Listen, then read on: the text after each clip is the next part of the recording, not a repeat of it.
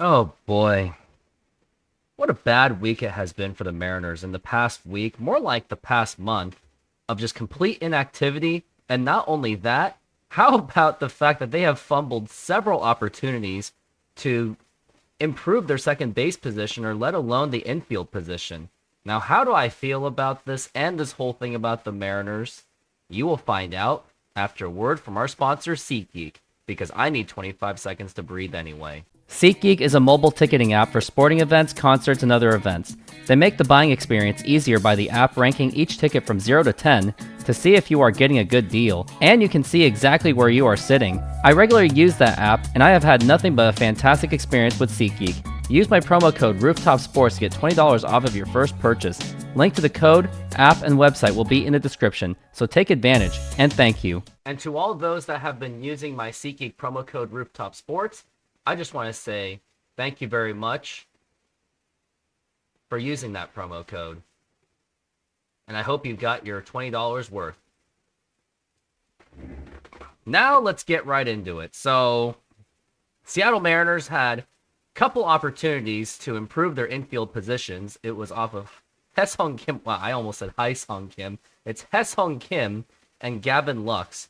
And would have been pretty good additions for the team, at least one of them, as Mariners were heavily rumored to actually land the Korean baseball star, who I think could have been an upgrade. And sure, according to some, including the Marine Layer podcast, where he was not exactly on board with the move. I believe it was Lyle who was not really on board with it. Didn't really agree with him, but he did bring up excellent points that it basically would have been a double-A call-up, a pretty expensive one, I guess. So I can see where he was coming from. I didn't necessarily agree with it, but I understood where he was coming from, and it was the red flags that I was seeing, but I still think the Mariners should have went for him because considering their ridiculous budget that they have of like, what, 16 million? I think they should have just done it because I remember Ha-Sung Kim, he struggled in his first season, but even with his offensive struggles, he still posted a 2 wins above replacement. So I think we would have saw maybe similar things, but he would have made it up with the good defense and the base running, and maybe Edgar and Dan Wilson and Kevin Seitzer would have teach him to bunt or remind him how to bunt. So I think it could have worked.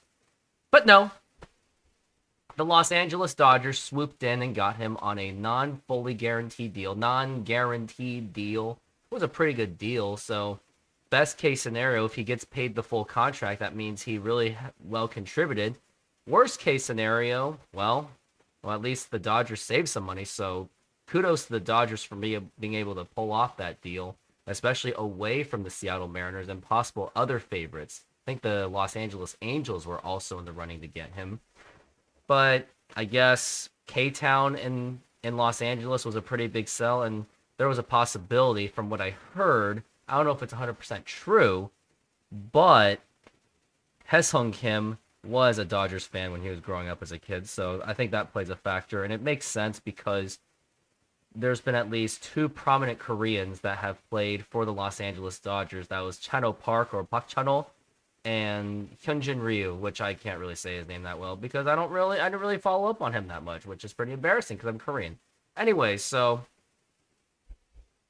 what was the next option the Mariners could have gotten? They could have gotten Gavin Lux, but instead they let the Cincinnati Reds take him, and there was this whole thing where, I think according to John Morosi, he was saying that the Mariners had talks, but, actions speak louder than words. So, obviously, they didn't get anything done, and now it makes me wonder, what are the Mariners even doing? Like, they're not even making moves. Like, the only significant moves that the Mariners have made, all they did was non-tender Josh Rojas and Austin Voth and a bunch of other no-namers, which makes me very concerned for this team going forward because if those are the only moves, they watched Houston get Christian Walker, they watched other teams get better, they watched the Yankees get Cody Bellinger, and they're watching Oakland get Luis Severino, and they're actually spending money by giving a contract extension to Brent Rooker. So it's like, what are the Mariners doing? Like, not only have they been fumbling on getting any kind of a second baseman, they've also been fumbling on their trades where they could have gotten Tristan Cassis, they could have gotten Masataka Yoshida, which personally I would have done the deal, because if that's like the best, I do think that's the best the Mariners could have gotten out of Luis Castillo. And I know that Mariner fans really talk highly of Luis Castillo, but the problem is I have with Luis Castillo, whenever I watch his games, he seems to give up that initial run in like the first few innings, especially a home run, and that he is on the 30 years old part of his career.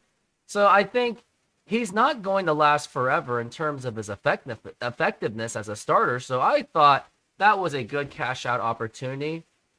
And it seems that as of now, they're just going to leave Luis Castillo in the starting rotation, especially with that albatross of a contract that he has. But with this ridiculous Mariners budget that they have, I think they have to get rid of him. Otherwise, they're going to be stuck with him. And then you're going to end up having to pay the Bobby Bonilla type contract just to get rid of him. Or you have to pay prospects just to get rid of him. Or if not even more prospects. So I think they should have done that. But those are the concerns I have. What are they doing? Not making moves. Makes me very concerned. And they're making the same exact mistakes. And I saw a tweet or like an article out of Jeff Passan. I'm pretty sure I said his name correctly. But I'm going to go ahead and read that to you guys. Because I thought, nope, it's stuff that he said. I just tend to agree with him. So let me go ahead and get that. And while I do, here's another word from our sponsor, SoFi Bank. SoFi is an online bank and a personal financing company offering financial diverse products. They hold the naming rights to the home of the Los Angeles Rams and the Los Angeles Chargers, named SoFi Stadium. They offer amazing checking and savings accounts where you can get up to 4.6% on savings accounts. There are no monthly fees to maintain the accounts, and they have over 55,000 no-fee ATMs around the United States. You even have access to a budgeting program, stock trading, and insurance programs. Join SoFi and get $25 for joining and or $25 for opening a stock trading account. Links are available in the description. And thank you. And lastly, I am not a financial advisor, so either find a professional financial advisor or go with your own gut. All right, I am back, and yep, use a financial advisor on that one. So I did find the article. Looks like it was co-written by Jeff Passan, who usually is on Brock and Sock, and also, I believe his name, what's his name? I gotta check his name. Brad Doolittle. So here was the article. I feel like I gotta read it verbatim, but here it is. We have all the fun with Jerry DiPoto's comments about trying to win 54% of the time. But they are worth thinking about. DiPoto was referring to a 10-year measurement, along with the assumption being that within the time frame, you'd have to have a breakout playoff season or two. And you do it without really bottoming out. Well, the Mariners are the wrong franchise to take that approach, of course. At least from a historical perspective. The Mariners didn't get to 500 until their 15th season, and didn't get to the playoffs until year 19, which was the 1995 run, which the Mariners organization shoves it down our throats all the time. They had never been to a World Series, of course. This organization is desperate for high-level winning, and desperation typically leads to a certain level of boldness. Seattle's past 23 years have yielded 2 playoff wins over DiPoto's time as Seattle's chief baseball executive. The Mariners won 51.2% of the time. The standard deviation in wins during those seasons is relatively low, which is really the problem. When you aim for the middle, don't be surprised when you land there. With risk comes at least the possibility of reward, and an organization that has never won anything doesn't really have much to lose. Next page. Whatever you want to call it, an unconscionable case of miseryness, a magnificent failure of stewardship, or to keep it simple, cheap ownership. The Mariners are actively blowing one of the best opportunities in baseball. They have historically good pitching rotation that is the envy of 29 other teams, despite a payroll that is a full $80 million below the luxury tax threshold. So I guess technically there is a cap space, I guess. They still haven't spent a single dime this winter, literally.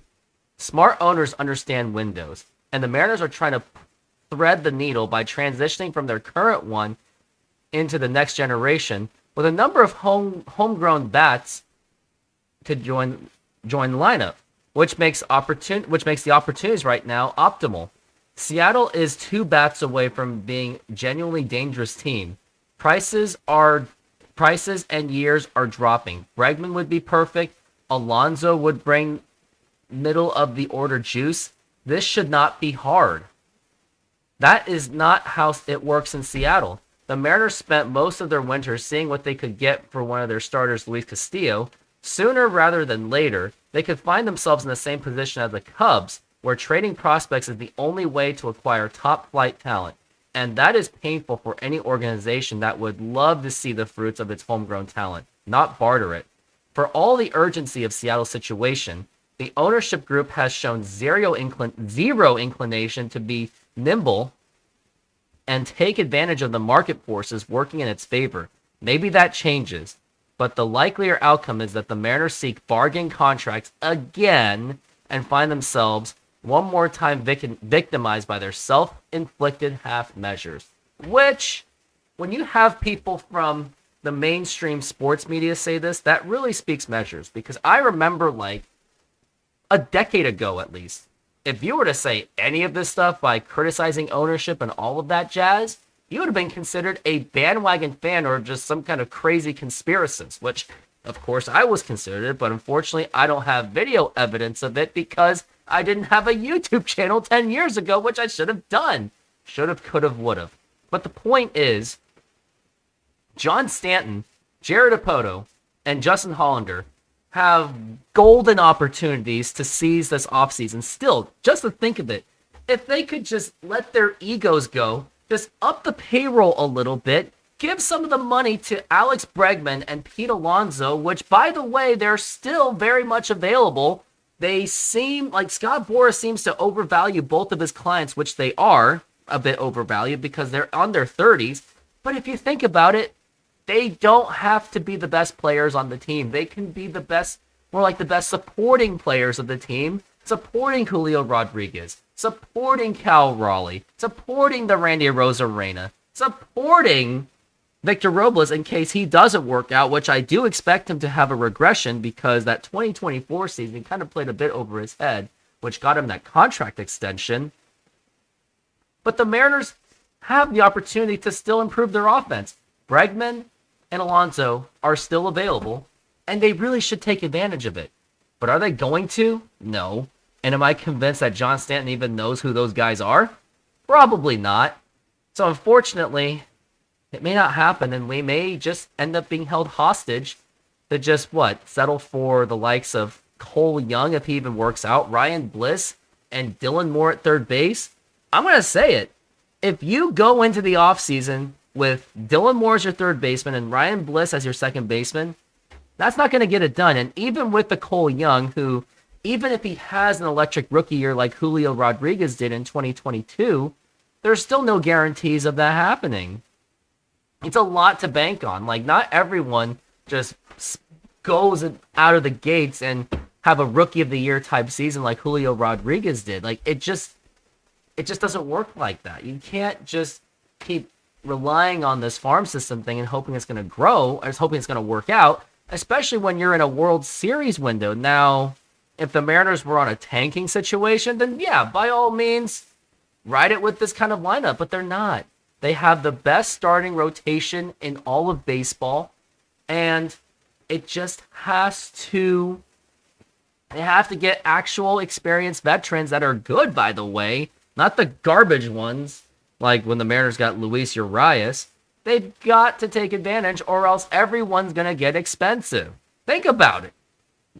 Logan Gilbert, Cal Raleigh, George Kirby have all entered arbitration, so their prices went up.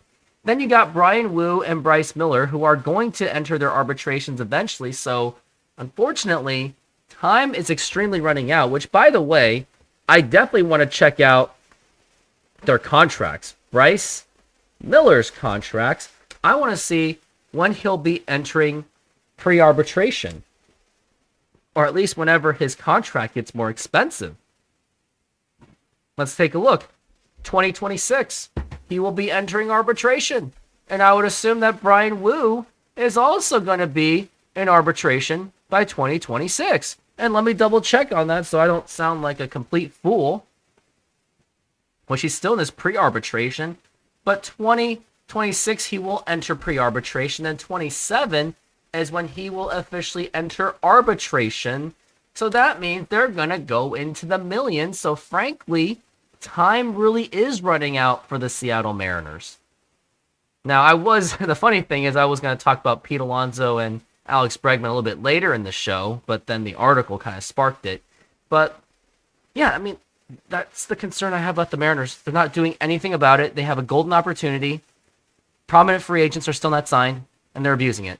Anyways, let's go into the potential options that the Mariners may have for their infield. And there's about 2 of them that pop up. We got Alec Bohm, who's on the Philadelphia Phillies, where he is, I guess, still available on the market. And there was a rumor, but let's take a look and see who that rumor guy was. I don't even know if he really has much credibility, but at least it was enough for someone from Locked On Mariners to spark that kind of attention. Let's look it up. Alec Bohm, Mariners. Like how Twitter does this stuff. MLB Scoops says Mariners are interested in third baseman Alec Bohm, which I wonder where he has that kind of credibility on that, but I don't know. But he does get like 1 million hits, so I guess this one could be true. Now, I did make a video before on what the Mariners would have to do to get Alec Bohm, and here is the clip. The other player the Mariners can go for is Alec Bohm of the Philadelphia Phillies, as he does have an $8 million salary, and the Mariners may not have to trade any of their starters, but the Mariners would likely have to give up 1 or 2 of their top prospects. At this point, Jerry Dipoto and Justin Hollander should take the risk and make any of these trades, because if John Stanton isn't going to raise any payroll, this is forcing Jerry and Justin to make creative moves with such low payroll, and sometimes trading prospects or a key starter may be the best option at this point. So yeah, that was my ideas of what the Mariners should do to get the likes of Alec Bohm, which he would be a huge help on the third base side of the Seattle Mariners, which they absolutely desperately need, because since like in 2024, it showed that they really missed Eugenio Suarez, which, by the way, I was extremely against that trade. But here was his production in 2024, which, by the way, he was an all-star. 44 doubles, batted .280, 332 OBP, 40 walks, just 86 strikeouts, 15 home runs, and 97 RBIs. That is the type of numbers that the Mariners would need. Also, a wins above replacement of 3. So he's an option, and I would not be opposed. It may cost prospects or maybe even Luis Castillo. So, I mean, at this point, with the Mariners on its win now, and I know it's tough to get rid of prospects. I get it, but there's really just not time with this World Series window, and I would rather be willing to risk 1 or 2 of those top flight prospects, or maybe it doesn't have to cost that much. Who knows? As long as Jerry Dipoto and Justin Hollander know about their negotiation tactics. So I would take a chance on that. But will the Mariners do it? Probably not. But the Mariners do get the likes of Alec Bohm. It would absolutely help this team, especially on offense, especially with the Mariners should have solid hitting coaching, which you would think that it would work out to its favor. So, like, this is the opportunity, and it's not like it's going to be a Heathcliff Slocum kind of trade, or when the Mariners got rid of Jose Cruz Jr. to get Paul Spoljaric and Mike Timlin. Bad bullpen pitchers, by the way, which they all did not work out for the Mariners necessarily. But at this point, who else are you going to get? Because in the free agent market, another name that really popped up was Jose Iglesias, who is one of the last remaining free agents from the third base free agent market, which is not very much impressive. You got Jose Iglesias, who's technically a shortstop. He's going to be 35 years old. He did post a 2.6 wins above replacement, but here was his numbers in 2024, which he had a year off, by the way. I believe it's because of his injuries. But here is exactly how he did. Batted .337, a .381 OBP. He didn't really hit for home runs and power, but in his 85 games was still pretty effective. Doesn't strike out too much. 16 doubles. So another player that you could get in the free agent market, but the problem is he's at 34 years old, and I know that was someone that Marine Layer podcast may have suggested, but I hate to say it, I think the Mariners can do better than that and not just go extremely cheap. And let me see how much that the Mariners may have to pay. It'll be around the $5 million. Maybe it'll go down to 4 to 3 if his value is low because he's getting up there in age. He's going to be 35 by the time baseball starts. So I think, unfortunately, that's a non-starter. I probably would not do that. I just don't see the benefit in that because he's not getting much younger, and the Mariners need to have at least maybe like in the low 30s to like late 20s if you're going to get like veteran presence. But the options are really running out for the Mariners. Like just 7 days ago, they had plenty of options. Kim Hye-sung and Gavin Lux, and now they are off the table.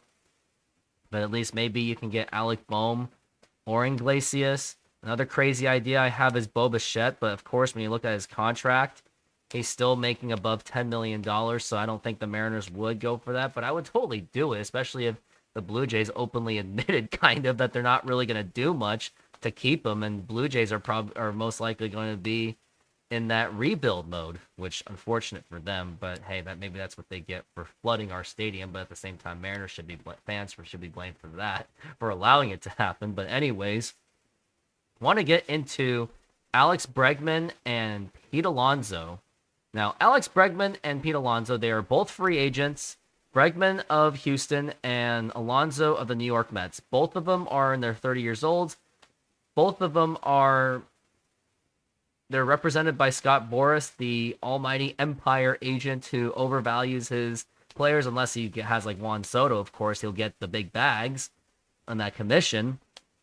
But then when you have like a little bit more slightly lower than upper tier, lower than the tiers of Juan Soto and the superstars, but you at least have the solid players like Bregman and Alonso, it's kind of hard to get them, any teams, to fork up any kind of that money. So I do think that if free agency keeps going longer on them where they're not signing with anyone, I do think the Mariners should at least give it a shot to see if you can get Bregman and or Alonso.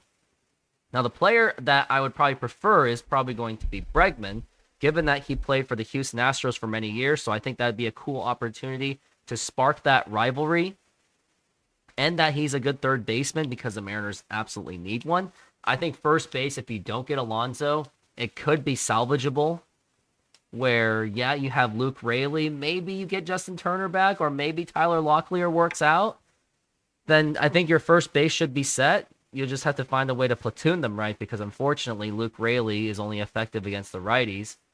But if you don't think Tyler Locklear is going to be like a full-time superstar type player, then have him play against the lefties and play that matchup, which usually I don't care about lefty-righties, but in this situation, why not? And of course, third base is going to be a much bigger need, because I do think the Mariners somewhat survived without any kind of a solid first baseman. And sadly, they did for at least a couple seasons with Ty France, but he didn't work out. But hey, Ty France is also still a free agent, so maybe that can work out. But you never know. But that's probably, Mariners would do that if they've exhausted all options and they're finally going to say, screw it, let's just get Ty France. But before that, why not try to get Bregman and Pete Alonso? Yes, they're going to be in their 30s, but if the market is not necessarily being friendly to them, if teams are not really willing to bite, maybe you don't have to give them like insane long-term contracts. Try to see if you can get them in the more short-term, more team-friendly contracts, which it's going to be tough to do because Scott Boras is the agent, but he has upsetted both of his clients before, at least a couple of his clients, where they were frustrated that, like, let's say Blake Snell didn't sign until basically opening day, basically. And I think Jordan Montgomery, another client of his, correct me if I'm wrong in the comments, that also took quite a bit to get him signed. So Pete Alonso, Alex Bregman, not much to say, but it does make sense for the Mariners to at least give it a shot. I mean, if Jeff Passan's saying it, then you should go for it too. So that's it on Pete Alonso and Alex Bregman. The only reason why I can't really say too much is because there's not really anything going on between those two guys. So going into the next segment, I'm saying it. Mariners are running out of time. It was 2022 when Cal Raleigh hit that game-winning home run. I was there. It was an amazing experience. And although they had that huge run against the Toronto Blue Jays, where they swept that series, wild card series, and although they lost to the Houston Astros, at least there was hope. There was optimism. The team was much younger. Team was really fun to watch. It was a really fun baseball team to watch, and now look where they are. They are a shell of their former selves. Like, if you compare this, like, let's say 2022 is basically 1995, and then you go into 3 years later, you're basically going into 1998, where in 98, players were getting more expensive. Ken Griffey Jr., Alex Rodriguez, Randy Johnson. Like, Randy Johnson was on his way out of Seattle, and then A-Rod and Griffey were eventually looking for new contracts because their contracts were pretty much up in 2000. And look where we are in 2025, where we're pretty much on the tail end of our last few of our core players. Although Julio Rodriguez got his contract, but then you got to look at the fact that George Kirby is due for an extension, Logan Gilbert is due for an extension, Cal Raleigh will be due for an extension, and although Cal Raleigh does not have Scott Boras as an agent, but the thing is, do those any of those three, including Cal Raleigh, who have already criticized the ownership, do they even want to stay with Seattle? I don't know, because if they're not putting together a winning product, then why stay with the Mariners, even with the money?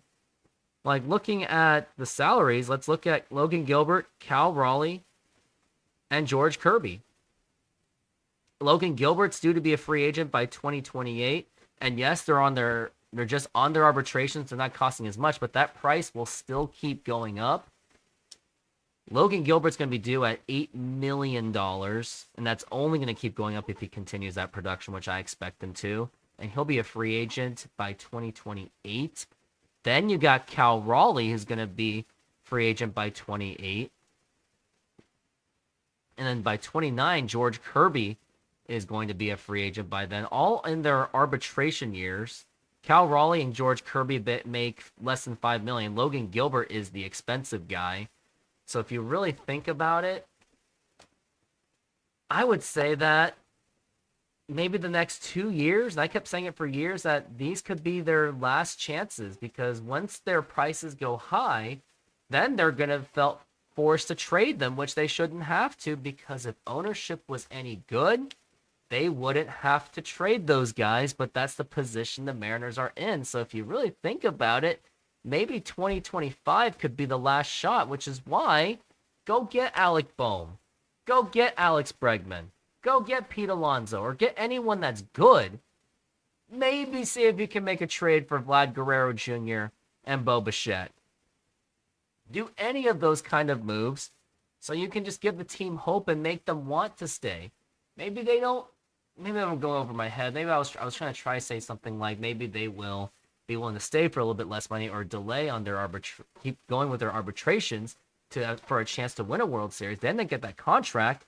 But if the Mariners aren't committed to any of that, some of these players may demand trades. And if they do, I will 100% defend them. I'll even say it on YouTube that I 100% defend the idea that they're demanding trades, because it sends a message to the Mariners that they got to spend the money. And they're running out of time. And I've seen it before. They wasted all of 90s because of cheap ownership. They wasted all of the 2001 core because of cheap ownership. And they also even wasted the years of Robinson Cano, Felix Hernandez, and Nelson Cruz. Now, although they did spend money on those guys, they still didn't spend money on other players. And, of course, their farm system was bad, so maybe a different situation. But the Mariners management under Jerry Dipoto and Justin Hollander, they still did not show their sense of urgency. Now, what's the excuse? Oh, yeah, Houston cheated, but Mariners still had the talent, clearly, to still make it work for those years of 2015, more like 14 to 18. They had a window. 15 was an opportunity. 16 was even an opportunity. But then once you got to 17 and 18, it was too little too late because Houston blew up. But even then, Still could have at least fought for a wild card spot. But look where we are. But look what happened. They abused every bit of it, and looks like the Mariners are about to do it again. And the crazy thing is, if the Mariners go into another rebuild, I'm not going to be as excited. Like last time I was very excited because it was really the first time since the 90s when they decided to go with the legitimate youth movement. Sure, they kind of did with Jackson Renzick in the early years, but that just failed miserably. But this time I was really excited because at the time, Jared Kelnick, Julio Rodriguez, George Kirby, Cal Raleigh, Logan Gilbert, Emerson Hancock. It was a very exciting young core. Like, this was more exciting than the Zarenzik era. And then the idea to just completely start over again because the Mariners just were not willing to spend a few more dollars to build a World Series winner where they could have done it in 23, 24, and they can still do it this year, and they still have not made any kind of moves. This is where you can't use T-Mobile Park as an excuse anymore, because I know that's been part of the Mariners' offensive futility, but here's my thing. How about have better hitting coaches like the Mariners do now? Because I do think that whole Scott Service thing and that offensive coordinator, what was it, Brett Brown, that was a huge failure. I think that was more of the issue than the stadium, and I'm tired of everyone blaming the stadium. My thing is, to make it work with T-Mobile, don't depend on just home runs. Get players that can put the ball in play, move the guy from first to second, second to third, or third to home. Even do bunts, play some small ball. And I'm not saying go all small ball, but how about balance it out a bit? Home run hitters and players that get on base and move the runners. Got to do something like that in order to make this team win for a World Series, which there is very much an opportunity. Like Houston, yeah, they're on their reloading mode, sort of, but they still got Christian Walker. They still have Jose Altuve. Yeah, they lost Kyle Tucker. That kind of sucks. And they just lost Justin Verlander to the Giants. But there's still an opportunity. It's not like Houston's exactly as dominant. I don't think that they'll be as dominant as they were in 22, but they'll still be competitive. But then now you got Oakland to deal with. And yes, the window's still there, but the competition's not going to get any easier. And you still have to assume that Texas Rangers are still going to rebound. But even then, you can still get Bregman. You can still get Pete Alonso if you can just spend a little bit more money. Mariners, you made $76 million in profit. Can't you just fork it at least for this season? Because if you spend the money and invest, like in Pete Alonso, Alex Bregman, fans will buy jerseys. They will. Your sales will go up. More fans will go to the games. Even fans of other teams will go. At least they'll be more interested to watch the Mariners get their butts kicked, at least, even with those guys. But sometimes to make money, you got to spend money, and can't just keep taking shortcuts. I know I say shortcuts all the time, but that's how the Mariners do it. They try to run a team like it's any other business, which there's absolutely nothing wrong with. You got to make a profit, absolutely, to stay operational. But sometimes you got to invest in the product to make it much more valuable of a franchise. But does John Stanton care? Unfortunately not. But that's all I'm going to say about this sorry baseball team. Because now I'm doing a little bit differently with this segment. I'm actually going to do mailbags. So I'm going to take questions from fans. So I ask the questions on Twitter X. Maybe I'll ask questions on my YouTube posting, or maybe I'll keep nagging you guys to ask me some questions that I may be able to answer. And I did get 3 questions, so shout out. And I did try to get one of my coworkers to give me a question, but he didn't have any questions for me. But here it is. From East Valley Guy from Twitter X, here was his question. What, in your opinion, is why the ownership so into not putting together a competitive team? If they are so into making a profit, does it not make sense to try to achieve something that this team has never done before? Well, John Stanton treats this thing like it's just a business. He doesn't care. He runs the same exact thing how Howard Lincoln and Chuck Armstrong did it. If not, he's doubling down and make it worse. He just doesn't really care about winning. I think he just wants to make as much money as possible until he packs his bags and gets out of there maybe and sells the team. But that's the thing. John Stanton, Howard Lincoln think the same exact thing. At least Howard Lincoln was honest about it. John Stanton is a pathological liar. He kept saying that they're going to add the payroll, which granted they did in the trade deadline a little bit. But now they're not doing anything for the offseason. And then after all, Howard Lincoln did say this. Our goal is to not win a World Series. It is to field, a competitive team year after year to put itself in position to win a World Series and hope at some point that does happen. And that's exactly what John Stanton's doing. I guess he's taking the playbook of Howard Lincoln is to just make the team competitive enough to get more fans going, more fans of opposing teams going, making money in many different ridiculous ways rather than try to just get the big revenue from playoffs because you got TV contracts, you got more fans showing up, more people are going to buy jerseys. Like, look at the Seahawks. When they were making that insane Super Bowl run, I saw Russell Wilson jerseys everywhere, Cam Chancellor, Bobby Wagner, Earl Thomas, Marshawn Lynch. Jerseys were all over the place. And Mariners, if you do spend the money, you will see more Julio jerseys flying around. Pete Alonso, Alex Bregman, maybe J.P. Crawford, Logan Gilbert, George Kirby. People will spend the money to watch a winning baseball team. So they really should, but they won't. Anyways, East Valley guy, thank you for your question very much. And now here's Deanna Lane. If Mariners platoon at first base, second base, and third base, which left-handed or right-handed batters would most likely fill those roles? I think second base will just be Ryan Bliss, and third base will still be Dylan Moore. So I think the most likely to do a platooning would be first base because Luke Raley clearly struggles against the lefties. And they're going to have to bring in someone like bring back Justin Turner or just call up Ty Locklear and maybe do the platoon out of that.